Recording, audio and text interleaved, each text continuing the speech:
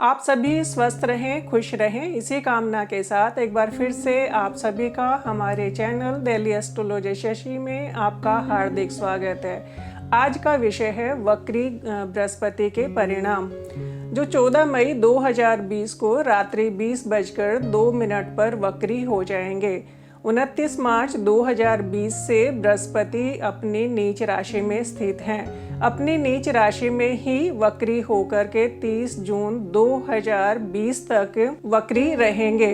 30 जून 2020 के बाद में बृहस्पति अपनी राशि में आ जाएंगे, लेकिन अपनी वक्र गति में ही विराजमान रहेंगे। उसके बाद 13 सितंबर 2020 सुबह 6:13 तक वक्री रहेंगे तथा उसके बाद में मार्गी हो जाएंगे। वैदिक एस्ट्रोलॉजी में बृहस्पति को देवगुरु, ज्ञान, विद्वता, ज्योतिष, धार्मिक स्थल, धार्मिक कार्य, बड़ा भाई, धन, संतान, पति के कारक, पेट से संबंधित बीमारियां, मधुमेह यानी कि शुगर से रिलेटेड प्रॉब्लम, स्वर्ण शक्ति, कान, मान सम्मान, उच्च विद्या के कारक माने जाते हैं। तो जब भी बृहस्पति वक्री होते हैं तो कुछ ये मिथ है कि शुभ ग्रह अपना अशुभ परिणाम देना शुरू कर देते हैं और अशुभ ग्रह अपना शुभ परिणाम देना शुरू कर देते हैं, लेकिन ये एक मिथ है। जो भी ग्रह होगा उसका जो भी नेचर है, नेचर में परिवर्तन नहीं आएगा। यदि शुभ ग्रह है तो शुभ ही परिणाम देगा,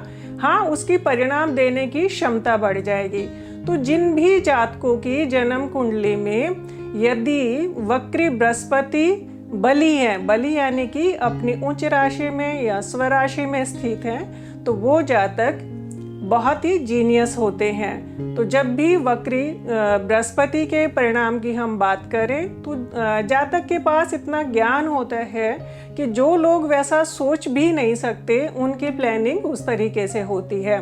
वक्री बृहस्पति वाले कभी भी अपने काम को पूरा किए बिना बीच में नहीं छोड़ते हैं।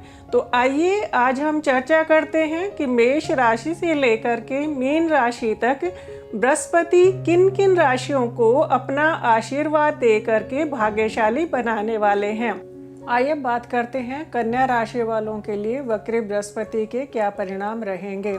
कन्या राशि वालों का चतुर्थेश बृहस्पति 5वें भाव में शनि के साथ में, शनि की मकर राशि में 29 मार्च से स्थित है, जहां पर अपनी नीच राशि में स्थित है। चौथा घर भूमि, भवन, वाहन, माता के लिए देखा जाता है। 5वीं राशि और छठी राशि दोनों ही शनि की हैं, तो शनि के प्रभाव में आने के कारण बृहस्पति चौथे घर के लॉर्ड होने के कारण घर में सुख शांति में कमी आएगी, घरेलू सुख में कमी होगी। कन्या राशि वालों के लिए बृहस्पति 7वें भाव के भी स्वामी है। 7वां भाव जीवन साथी के लिए देखा जाता है। जीवन साथी के कारक जब भी अपनी नीच राशि में चले जाते हैं तो जीवन साथी से मानसिक तनाव देते हैं, वैचारिक मतभेद देते हैं। और छठे भाव के स्वामी शनि भी वहीं पर विराजमान है। तो छठे भाव का जब भी हमारे 7वें भाव से संबंध होता है तो जीवन साथी के स्वास्थ्य के लिए अच्छा योग नहीं बनता है और जीवन साथी से लड़ाई झगड़ा भी होना शुरू हो जाता है। चौथे और 5वें भाव की जब भी हम बात करें तो केंद्र त्रिकोण का संबंध बनकर के राजयोग बनाता है, लेकिन जब भी चतुर्थेश यदि उच्च राशि में जाता है, अपने मित्र राशि में जाता है, तो तभी वो राजयोग फलित होता है, अन्यथा नाम मात्र का ही राजयोग बनता है। तो यहाँ पर हम बृहस्पति की बात करें तो बृहस्पति अपनी नीच राशि में स्थित हुए हैं, शनि के साथ में ही। शनि छठे भाव के भी स्वामी हैं। छठे भाव के स्वामी होने के कारण घर के सुख में कमी, माता के स्वास्थ्य से संबंधित परेशानियां और घर के सुख में ये कमी ही देने वाला है। अब बृहस्पति की बात करें 30 जून 2020 से अपनी राशि में स्थित हो जाएंगे। अपनी राशि में स्थित होने के बाद कन्या राशि वालों के लिए फिर से घर में सुख शांति आएगी, जीवन साथी का स्वास्थ्य ठीक होगा और जीवन साथी से जो मानसिक तनाव चल रहा था तो मानसिक तनाव भी समाप्त हो जाएगा। अपनी राशि में स्थित होकर के बृहस्पति आपके 8वें घर को देखेंगे। 8वां घर विदेश के लिए देखा जाता है, चौथा घर घर के सुख के लिए देखा जाता है। तो कुछ जातक यदि विदेश जाने के लिए प्रयासरत थे तो उनके लिए ये बृहस्पति का गोचर शुभ परिणाम देने वाला रहेगा। अपनी राशि में स्थित होकर के बृहस्पति आपके 10वें घर को देखेंगे। 10वां घर कार्य क्षेत्र के लिए देखा जाता है। तो नीच राशि के होने के कारण यदि आपके कार्य क्षेत्र में किसी प्रकार की बाधा आ रही थी तो कार्य क्षेत्र में आने वाली बाधा समाप्त हो जाएगी, क्योंकि बृहस्पति जहाँ जहाँ भी अपनी दृष्टि डालते हैं तो वो अपना आशीर्वाद देते हैं और शुभ परिणाम देते हैं।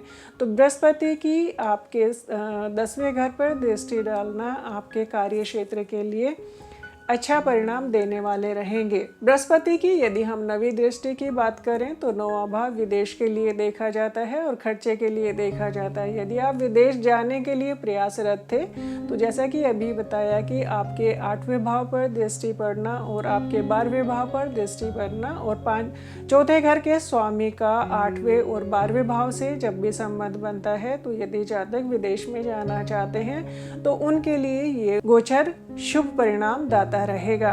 जब भी हम गोचर की बात करें तो एक दृष्टि आपको अपनी जन्म कुंडली पर भी डाल लेनी चाहिए। यदि आपके जन्म कुंडली में भी विदेश जाने के योग बन रहे हैं और दशा भी आपको फेवर कर रही है तो गोचर के दौरान आपको सफलता मिलेगी ही मिलेगी। वक्री बृहस्पति ही जब भी शुभ परिणाम देते हैं। यदि जन्म कुंडली में भी बृहस्पति वक्री हो और बली हो तो तभी आपको शुभ परिणाम मिल पाएगा। अन्यथा यदि आपके जन्म कुंडली में मार्गी हैं और गोचर में यदि वक्री चल रहे हैं तो जितना परिणाम मिलना चाहिए उसकी मात्रा में कुछ फर्क आ जाता है।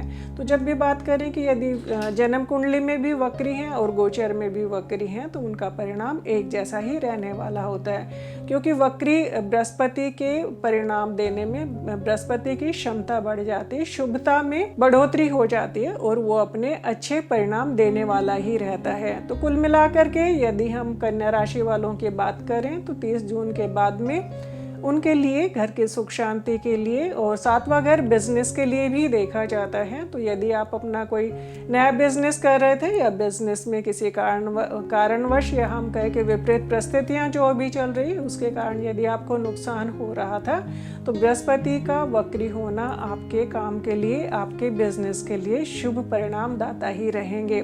कुल मिलाकर के बृहस्पति के गोचर की बात करें तो कन्या राशि वालों के लिए सुख समृद्धि देने वाले रहेंगे। यदि आपको हमारी ये वीडियो पसंद आई हो तो लाइक करें, शेयर करें, कमेंट्स करें और हमारी नई वीडियो देखने के लिए हमारे चैनल को सब्सक्राइब करें। Thank you.